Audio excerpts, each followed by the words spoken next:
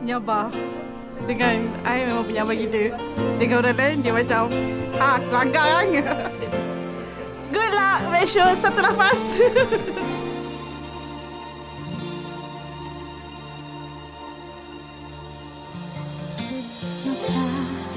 Saya mengaku bahawa apabila saya tinggalkan isteri saya, Farah Nakilah binti Hamdan, selama 4 bulan hijrah berturut-turut atau lebih dengan sengaja atau paksaan, atau saya atau wakil saya tidak memberikan nafkah kepada isteri saya yang selayaknya selama tempoh masa yang tersebut, padahal dia taatkan saya atau saya melakukan sebarang takkan memahami yang tersimpan di sanubari yang ku yakin apa yang terjadi menguji kesungguhan di hati.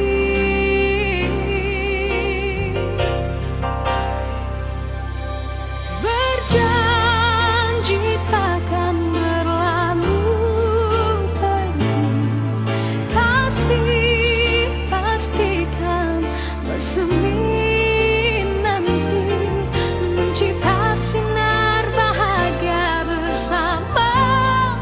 Aku kan buktikannya ke akhir. Bismillahirrahmanirrahim.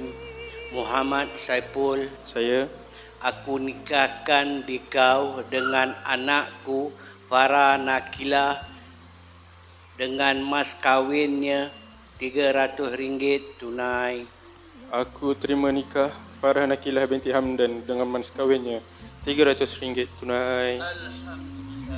Agar kau mengerti, tidak akan Sayang, ini mas kawinnya RM300. Sayang terima ya. kesedihan. Saya terima. Sayang. Karena aku Lega tak? Lega Alhamdulillah. Kita sekali nafas kan? tipu menyatakan keinginan di kamu. Suatu hari kau menjulang jua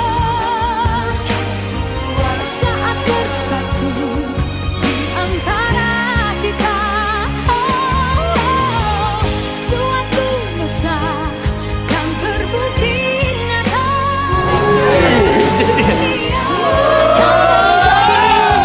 Saksi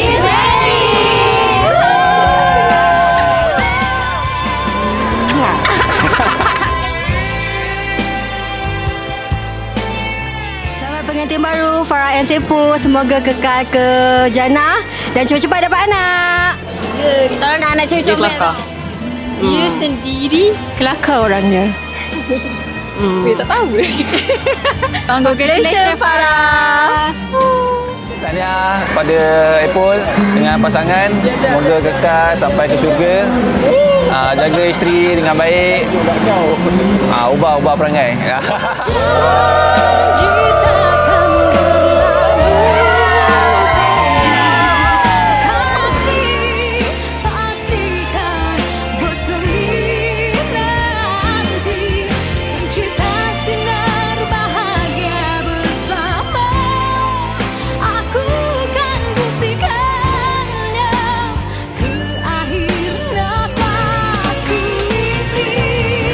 Barangkai jiwa takkan berpisah, barangkai gundah mengutuk indah. Terbuka hati yang lama melarang, akan ku buktikannya ke akhir nafasku ini.